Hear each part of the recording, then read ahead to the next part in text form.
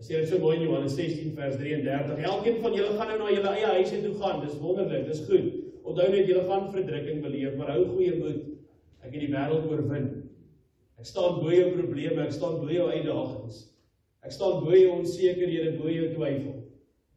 En as jy net terugkyk in jou lewe, sal jy sien ek was nog altyd daar. En mag ons dan vandag op die padkaart wat ons in die woord uitkyk, mag elkeen van ons ook herinner word aan die Here wat nog steeds betrokke is in ons lewens. Voor ons saam lees uit die lewende woord van die Here, kom ons verenig saam in gebed, kom ons bid saam. Ons liefdevolle Heer en Hemelse Vader, op hierdie koue oggend het ons die voorreg om met brandende, warm harte tot U te nader, wat ons ervaar U, beleef U, en weet met sekerheid, U is ook hier vanoggend teenwoordig, hier in ons kerk, terwyl ons besig is om deur die Gees voor te berei word, om U te loof, en U te prys, en U te aanbid, as die enige ware God van die hemel en die aarde, die Alfa en die Omega, die begin en die einde, die een wat is en wat was en wat kom, die Almagtige. En ons staan vanoggend stil, met groot verwondering in ons harte, want ons besef, Here, wat 'n besonderse voorreg dit nie vir ons is, om vanoggend te kan bely, ons is kinders van God nie. Ons nietige mense wat vanoggend hier sit, hou U in U hande veilig nie. Ons wat hier sit, word bewaar deur die groote God se hand van bewaring in die tydelike lewe, maar regdeur tot in die ewige lewe. Wat 'n wonderlike voorreg is dit nie om dit te kan weet nie, dat hierdie identiteit wat ons besit, 'n genadegawe en geskenk van die lewende God is. Maar genade wat as te ware in rooi geskryf is, met bloed geskryf is. Die grootste genadedaad wat U aan ons bewys het, was om U eie seun te laat offer en te laat sterf, dat daar versoening kan wees deur voldoening. Want ons weet nie ek, of enige ouderling, of diaken, of kerkraadslid wat vanoggend gekies sal word, enige suster of broeder of dopeling in hierdie gemeente, se bloed genoegsaam om ons te red nie. Maar die bloed van U seun, ons verlosser Jesus, is genoeg. En deur daardie offer het U ons aangeneem as U kinders, en U het ons werklik as ware vanuit die duisternis opgetrek na die wonderbaarlike lig, wat ons ook vanoggend ervaar. En U het deur die woord soveel pragtige hoofstukke opgeteken, en soveel wonderlike figure gebruik, wat ons ook die sekerheid kan gee, dat dit moontlik is, om in selfs die moeilikste omstandighede, waar 'n mens by 'n oop graf staan van 'n eggenoot en 'n geliefde, wat jy meer as jou eie lewe lief gehad het, waar jy voor 'n krisis staan, waar jy voor uitdaging staan, die verbrokkeling van verhouding staan, dat ten spyte daarvan, ons kan staande bly, geanker in ons geloof, met ons oë gefestig op U alleen.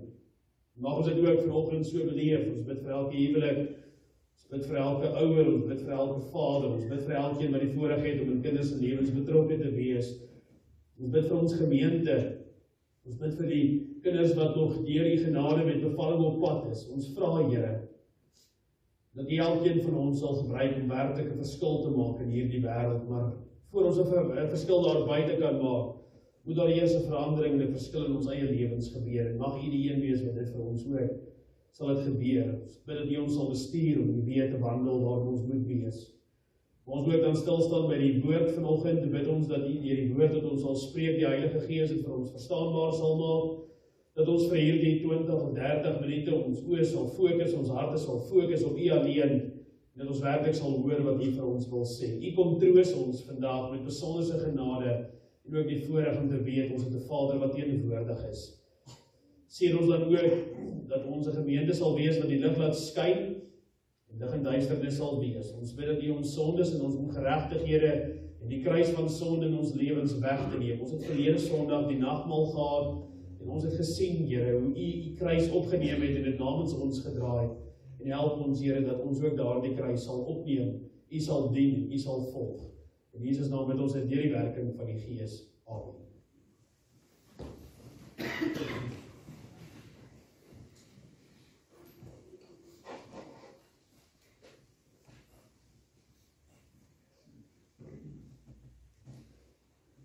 Ons lees dan die aandlied, Psalm 4, daar vanaf die eerste vers, vir die musiekleier met snaarinstrumente, 'n psalm van Dawid.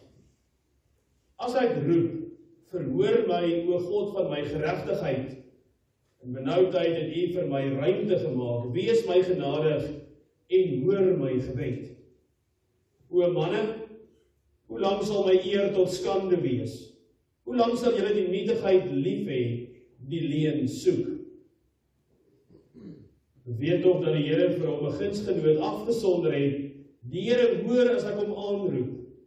Sidder en moenie sondig nie. Spreek in julle hart op julle bed en wees stil.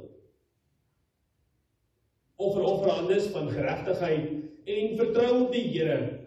Baie sê, wie sal ons die goeie laat sien? Verhef vir ons die lig van die aangesig, o Here.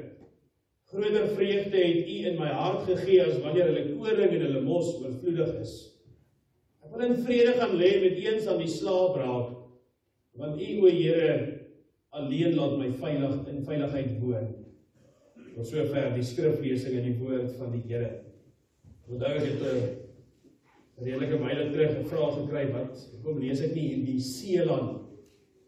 Nou Sela is maar 'n literatuurskryfstyl of soos 'n leesteken wat ons dit dan ook in Afrikaans noem, wat 'n mens forceer om 'n pause te hou. So mens lees nie die woord, so dis soos 'n baie duidelike uitroepteken of 'n stop, groot stop. Wat sê lees tot hier en dink oor wat jy gelees het.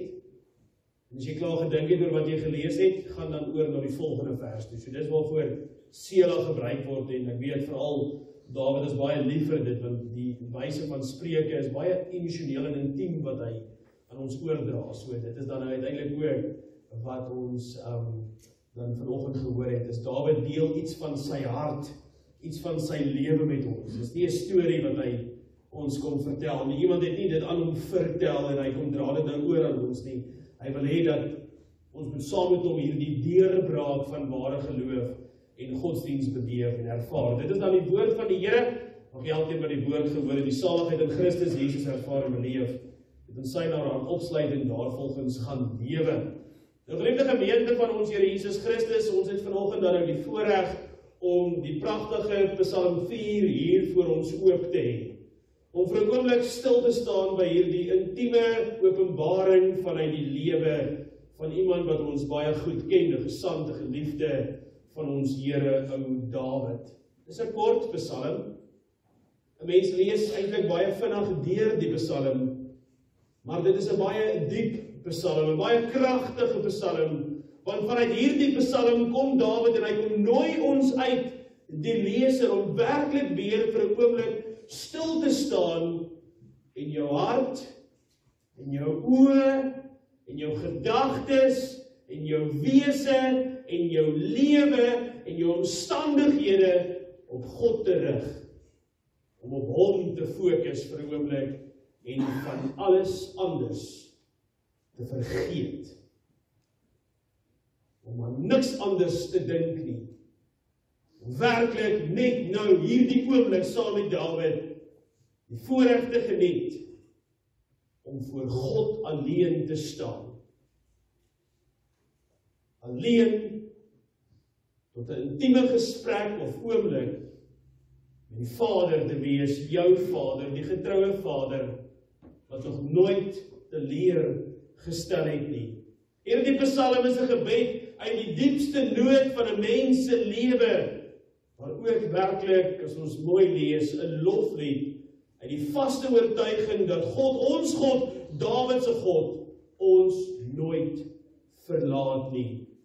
In 'n wêreld wat ons goed ken, wat dikwels baie onstabiel is, waar ons eiendom, ons gesondheid en ons verhoudings van een dag na die ander kan verander, is dit troostryk om te weet dat ons 'n God het wat getrou is, dat ons 'n God het wat ons hoor as ons tot hom roep, en dat ons die voorreg het om 'n God te hê wat vrede gee, kalmte gee, rustigheid gee, wat alle verstand te bowe gaan.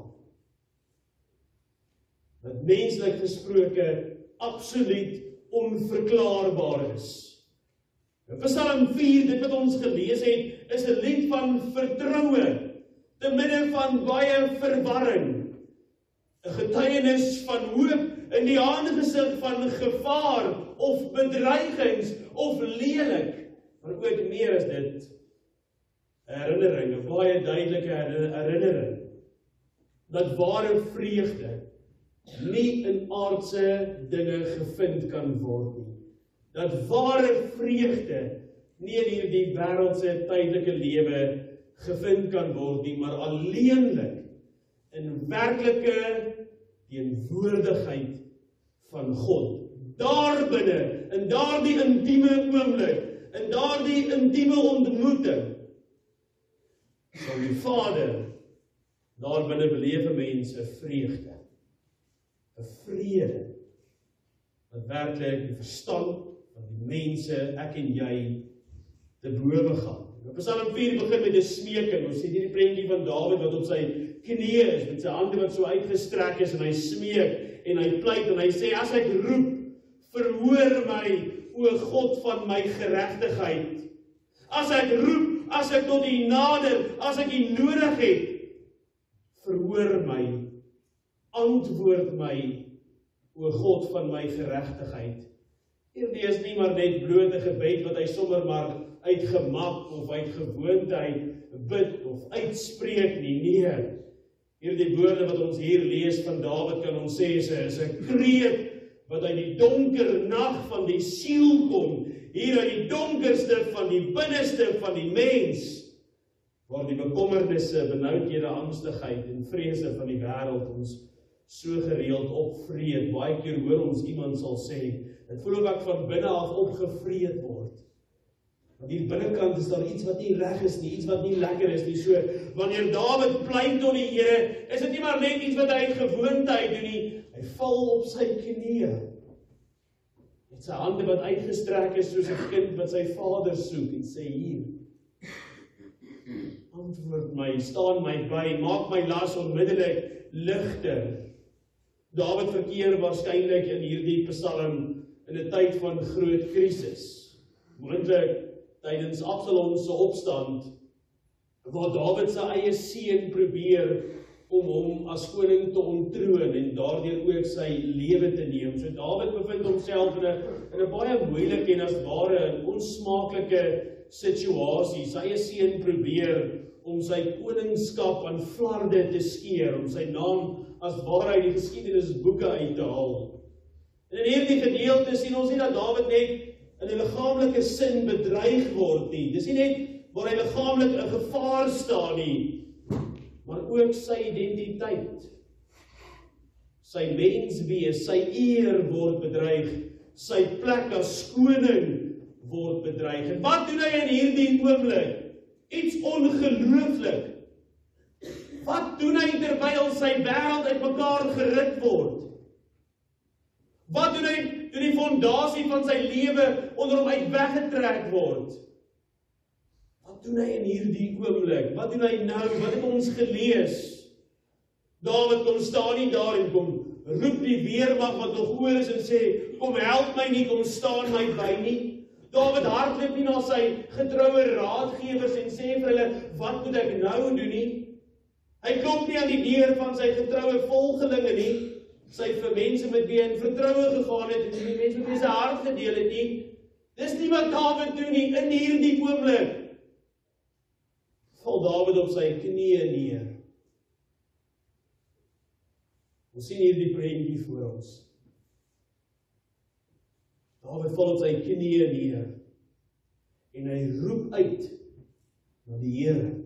Hy roep uit na sy God, wat hom nog altyd bygestaan het. Dawid staan nie en kyk rond wat hy moet doen, dalk 'n kort pad, dalk 'n maklike uitkoms nie. Nee, hy val op sy knieë, werklik op sy knieë neer. En ek wil vir u vanoggend die vraag vra: wanneer laas het jy werklik op jou knieë geval en uitgeroep tot die Here?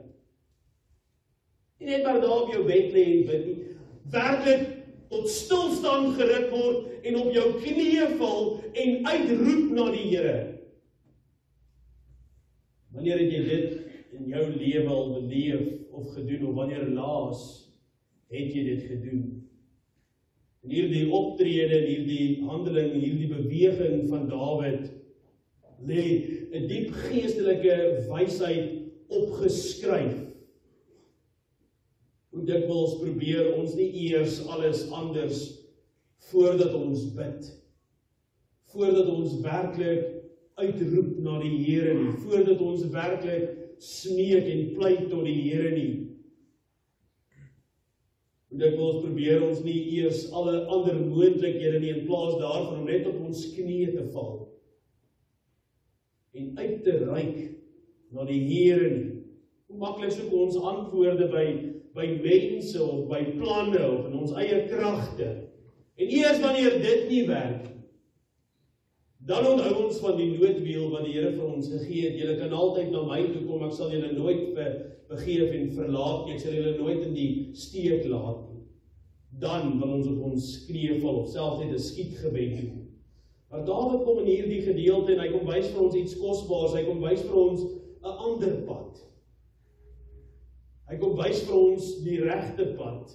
Hy kom sê vir ons dat ware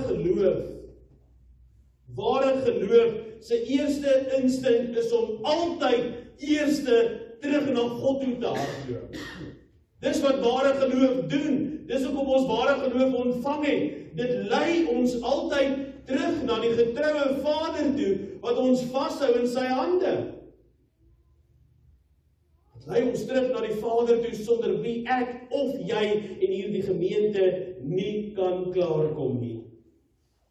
Met ander woorde, Dawid kom wys vir ons dat die Here is die God van sy geregtigheid.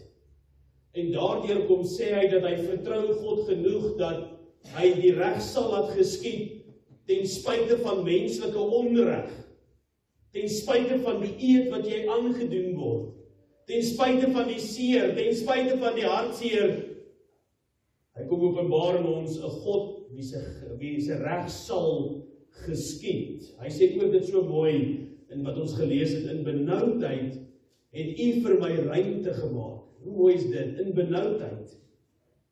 In oomblik van vrees en seer en onsekerheid het die Here vir hom plek gemaak, 'n ruimte gemaak. Ons ken Dawid se lewe baie goed. Die Here het vir Dawid baie uitkomste gegee. Die Here het Dawid baie keer bygestaan in sy lewe. En hierdie sekerheid wat hy het oor wat die Here reeds vir hom in sy verlede gedoen het, hoe hy hom bygestaan het en opgetel het toe hy geval het en beskerm het toe die spies van die mense om laat sneuwel het, maak dat Dawid in hierdie Psalm wat ons saam lees, met vertroue tot God kan nader in gebed, want hy weet die Here het alreeds homself aan Dawid geopenbaar. En hy het nie nodig om niks te vrees nie. Hy wil eintlik so ver gaan deur om te sê dat die herinneringe wat hy het van God se getrouheid, die herinneringe wat hy het van God se betrokkenheid in sy lewe, maak dat hy nou met vertroue kan bid. Maak dat hy nou sy lewe in die hande van die Here kan plaas. Maar dis ook 'n herinnering aan ons almal. Dat vanoggend hier sit, maak nie saak waarmee jy worstel nie, maak nie saak waardeur jy gaan nie, jy kan roep. Jy mag roep, eintlik as ware, jy moet roep. En nie net in formele, mooi woorde nie, maar soos Dawid, eerlik, dringend en met oorgawe. Ek wil vanoggend vir u sê, God hoor nie net die mooi gebede nie. Agtergekom, ons is baie keer so skaam om te bid, want ons dink ons het dalk nie die regte woorde nie. Ons kan onsself dalk nie op die beste manier uitdruk nie. Ons aanbid 'n God wat nie net die mooi, geformeerde gebede aanvaar nie, hy neem jou gebed aan, die gebed van die een wat gebroken is, wat hartseer is, die een wat in die moeilikheid is, die een wat in nood is, die een wat hom nodig het. Hoor die gebed van die smeking van die wat verslae is van gees. Selfs die Here Jesus Christus het uitgeroep aan die houtkruis, my God, waarom het U my verlaat?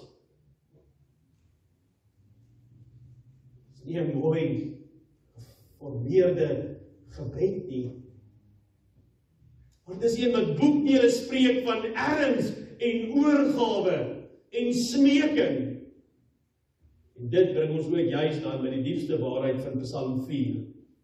God is nie doof vir ons nood nie, hy is daar, hy is nog altyd daar, en daarom is hy altyd daar as jy roep, hy is die hele tyd met jou. Nou van vers 2 af, verskyn die fokus van die Psalm, ons kry hier blootstelling aan 'n tweede gedagte wat Dawid met ons wil deel. Dawid begin praat met die mense rondom hom. Eers smeek hy tot die Here, en dan begin hy te praat met die mense rondom hom. Dit kan dalk sy vyande wees, die wat hom nou gevang het, dit kan wees selfs sy eie volgelinge, die mense wat dan nou daar naby, dit kan ook albei wees, dit is nie so belangrik nie, wat ons wel hier sien in die gedeeltes, Dawid reik uit na die mense toe, hy sê, o manne, hoe lank, sê hy, sal my eer tot skande wees?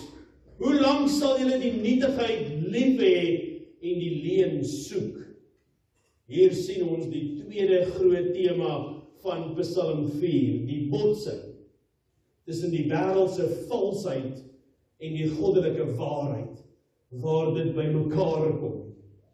Mense het teen Dawid in opstand gekom, mense het teen Dawid gelieg, hulle het sy naam geskend, hulle het hulle vertroue geplaas in leuns en in die wêreldse dinge en valse beloftes, en dan kom Dawid en hy staan op, ek in myself, in my gees is oog sien hoe Dawid vanuit sy knieë na hy gepleit het en na hy gesmeek het, dat die Here hom naby sal wees, met hom sal wees, staan Dawid op en hy kyk hierdie gevare, hierdie mense, die twyfelagtigheid in die oë, en hy sê vir hulle dit so mooi, en hy sê dit ook vir ons vanoggend, God, ons God, sy God, jou God, werk nie soos mense nie.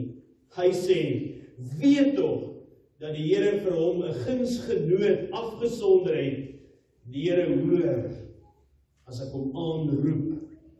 Die term wat Dawid hier gebruik, gunsgenoot, is diep betekenisvol. Want wat beteken gunsgenoot? Dit beteken iemand wat in God se genade staan. Iemand wat die voorreg het om God se genade te ontvang. Iemand wat die voorreg geniet om God se genade te beleef. Werklik te beleef hier binnekant, hier in die binnekant van die mens, in jou gedagtes en ook in jou hart. Nie omdat hy sonder sonde is nie, maar juis omdat hy aan God behoort. In die Nuwe Testament sien ons die volheid van hierdie waarheid. Jesus Christus kom openbaar homself aan ons ook vanoggend, net soos die nagmaal, as die volmaakte gunsgenoot, die een wat volmaak regverdig is, afgesonder deur God, en wat in ons plek roep, en smeek, en selfs ook bly. Die spykers van vernedering dra. En nou, deur hom mag ek en jy wat vanoggend in die kerk sit, ook as gunsgenote voor God staan. Ons hoef nie die wêreldse goedkeuring te hê nie. Ons hoef nie die wêreldse goedkeuring te vat nie. Nee. Ons het dan reeds God se genade wat meer as die wêreld is, en dit verander alles, of is veronderstel om alles in jou lewe te verander, en jy moet anders wees as die wat nie die voorreg geniet om die genade van God te beleef en te besit nie. En dan kom Dawid en hy roep sy volk op om hulle harte tot God te keer, en hy vir hulle gesê, die Here hoor ons. En die Here sal met diegene werk wat sy gunsgenote is. En dan kom hy en hy kom met 'n interessante invalshoek om die gesprek ook verder te vat, wat dit ook vir ons vandag baie belangrik maak. Hy sê, vir sy volk, hulle moet hulle harte tot God keer, en hy sê, sidder en moenie sondig nie, spreek in julle hart op die bed en wees stil. Hy sê in Jefet baie duidelik, en hy sê baie reguit, moenie soos die wêreld wees nie, soos die wêreld wat dadelik reageer in woede, of vrees, of geweld nie. Hy sê nee, wees stil. Met selfbeheersing. Dink en bekeer julle. Moenie toelaat dat enige persoon, enige insident, enige onregverdigheid jou soos die wêreld maak. Wees stil, keer jou hart terug na die Here toe, pas selfbeheersing toe, en bekeer jouself, en wees opreg dankbaar vir die goeie gawe van genade wat jy ontvang het. Hy sê verder in hierdie gedeelte, bring die regte offers wat God behaag, soek God opreg. Hierdie is 'n oproep tot ware innerlike bekering wat ons ook by stil gestaan het in ons Pinksterreeks, waarna toe die Heilige Gees ons lei, om werklik te bekeer, om werklik terug te draai na die Here toe, om die kettinge in jou lewe te breek wat jou bind, om nie met volle geloofsoortuiging God te volg en God te dien, God te loof en God te aanbid nie. As ware in een fout kan ons dit sê, breek met die dinge wat jou weghou van die kerk af, dit maak dat jy 1, 2, 3, 4, 5 Sondag nie die Here aanbid nie, breek met dit, maak dit los, en loop op die weg wat die Here vir ons deur sy Gees en deur sy woord aandui, wat vir ons suiwerheid sal bring, en dit is die woord van God. Verder kom hy en hy sê dat, hy roep die volk op tot 'n ander soort lewe, een wat gegrond is in God se waarheid en God se woord, nie in die welgevallige opinies en standpunte van die wêreld, en wat die wêreld klassifiseer as goeie rigting of goeie status of plek nie. Maar ook ek en jy wat vanoggend hier sit, ook ons het 'n baie belangrike keuse om te neem in ons lewens. Veral terwyl ons nog vars na die nagmaal hier sit en ons het nog daardie bewusheid van wat die Vader en sy Seun Jesus Christus vir ons gedoen het, moet ons kies waar ons vertroue plaas. In 'n wêreld waar sosiale media en geld en status en prestasie die norm is dit maklik om vasgevang te raak in die ydelheid en leuns waarvan Dawid hier praat. Maar Psalm 4 kom en ruk ons tot stilstand en sê vir ons moet ons harte aan Christus verbind, om ten spyte van die uiterlike storms waarmee jy gekonfronteer word, innerlik vas te hou aan die waarheid dat God hoor, dat God met jou is, dat hy weet, en dat sy genade vir jou genoeg is. En dan die laaste gedeelte van Psalm 4, as 'n mens so na die einde toe lees, dan wil ek amper sê die maklikste om dit te beskryf is so 'n asemteug van vrede noem hulle dit. Daai, ek is bly, dit is nou klaar, ek is bly, ek verstaan dit nou, dalk soos 'n wiskundige formule wat jy nie verstaan het nie, maar die dag as jy gaan eksamen skryf, terwyl jy besig is met jou toets, word dit vir jou duidelik, jy het begrip vir dit, dan sit jy sommer so vir daai vraestel en jy sê, "Sjoe, ek kan nou asemhaal, ek kan nou weer vrede beleef, ek sien nou weer die lig aan die einde van die tonnel," en so kom hier die laaste verse van Psalm 4 tot ons. Dawid sê, baie sê, wie sal ons die goeie laat sien? Verhef oor ons die lig van die aangesig, Here. En wat Dawid hier doen is baie spesifiek. Hy is hier besig om die priesterlike seën weer op te roep, dat die volk weer kan herinner word aan wat God vir hulle nog altyd was, want hierdie priesterlike seën word teruggetrek na Numeri 6, vers 24 tot 26. Interessant is in hierdie gedeelte, Dawid verwys na die Here die heeltyd in hoofletters.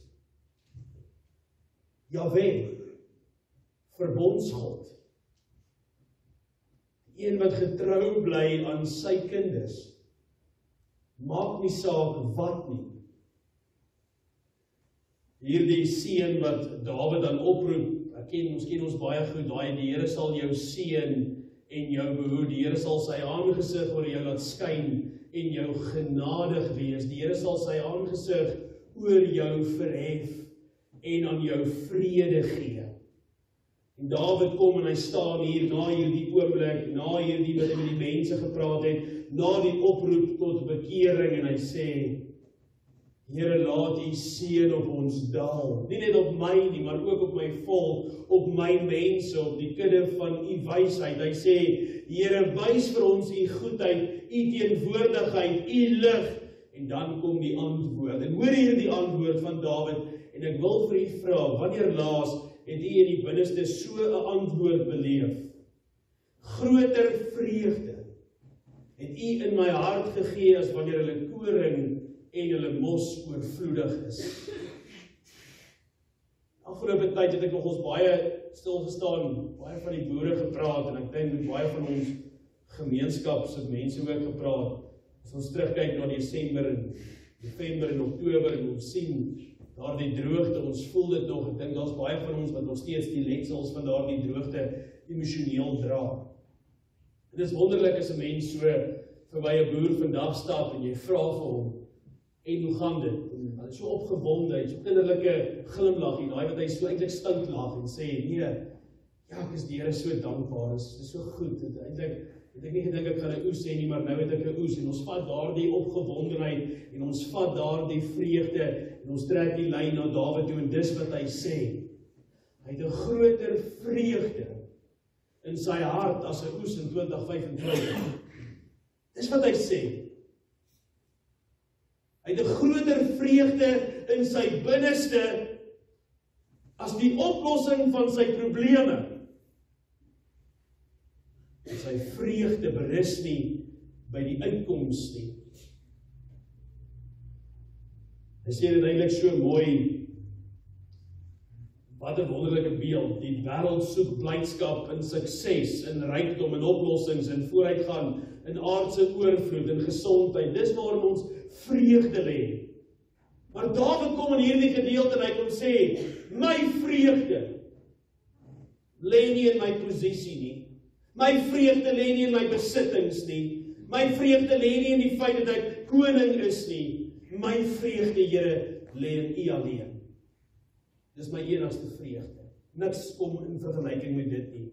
En in U teenwoordigheid, sê hy dit so mooi, vind ek 'n blydskap wat ek nie in enige feesmaal kan vind nie. En dan as klimaks van die hele Psalm sluit hy af, ek wil in vrede gaan lê en met eens dan die slaap raak, want U, Here, alleen laat my in veiligheid woon. Wanneer laas kan ons sê dat ons in vrede gaan slaap het? Waar jy daai sig van vrede, verligting beleef, daai waar jy, as ek nie môreoggend wakker word nie, maak ek my oë oop in die hemel. Daai vrede, daai vreugde. Om saam met Paulus te kan sê, die lewe is Christus en die sterfte 'n wins, dat maak nie saak wat gebeur nie. Al maak ek nie my oë oop nie, ek is so bly, ek is so rustig. Ek het soveel vrede. Dis wat Dawid hier in hierdie gedeelte vir ons wil leer. Hy wil dit vir ons eintlik, ons moet daarin deel. Hier sien ons die rus van geloof in Dawid se lewe. Nie omdat sy probleme opgelos is nie, inteendeel is dit nog baie erg vir hom. Die vyande kyk met bloeddorstige oë na hom. Die gevaar is steeds werklik, maar sy siel rus in God. Vooruit is nie om dit te kan sê nie, my siel rus in God. Dit is 'n rus wat uit ware vertroue gebore word. 'n Rus wat Jesus self beloof het toe hy gesê het, kom na my toe almal wat vermoeid en belas is, almal wat moeg is, almal wat seer is, almal wat hartseer is, almal wat worstel, almal wat in moeilike omstandighede is, kom na my toe, ek sal vir julle rus gee. Dis die rus wat uit genade vloei. Want as God vir ons is, wie kan teen ons wees? En ek sluit af. Liefdes Psalm 4 is 'n gebed, 'n lied en 'n geloofsbelydenis, alles in een. Dit roep ons uit ons vrees na geloof, dit roep ons uit ons verwarring na vertroue, uit ywerheid na waarheid. Dit wys na Jesus Christus, die volmaakte gunsgenoot wat namens ons roep, wat namens ons lei, wat in ons plek staan, wat die straf dra en ook vir ons rus bring. In hom word ons gebede verhoor, ons sonde vergewe en ons harte gevul met vreugde. wat nie afhanklik is van omstandighede. Mag ons soos Dawid leer, in tye van nood, ons stem na God te rig. Mag ons kies om op God se woord te vertrou, of fluister die wêreld en die mense in jou lewe ander antwoorde vir jou. En mag ons uiteindelik daardie vrede beleef, wat nie net slaap bring nie, maar sekerheid dat God in beheer is, dat God ons bewaar, dat God teenwoordig is, en ek en jy, hierdie kerk, al die kerkstander is veilig, in God se genade. Mag die lig van sy aangesig oor jou skyn, mag jy weet dat jy nie alleen is nie, en mag jy rus vind, vandag, môre tot in ewigheid, in die liefde van God. Amen. Kom ons dan. Liewe Hemelse Vader, dankie vir u genade, en dat u genade vir ons genoeg is. In Jesus naam bid ons dit, hierdie werking van die Gees. Amen.